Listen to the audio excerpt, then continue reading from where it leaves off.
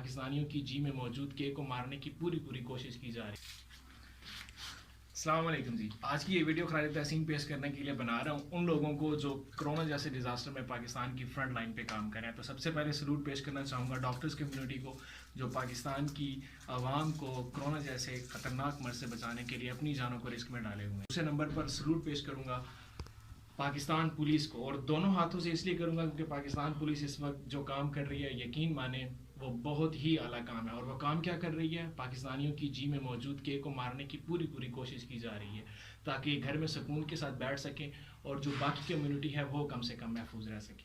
इसके और वो लोग जो इस वक्त गरीब लोगों को और ज़रूरतमंदों को ढूंढ कर उन तक राशन पहुंचा रहे हैं और इस मुश्किल घड़ी में उन लोगों का साथ दे रहे हैं, उन लोगों का ये कदम यकीनन तारीख़ में सुनहरे अल्फाज से लिखा जाएगा।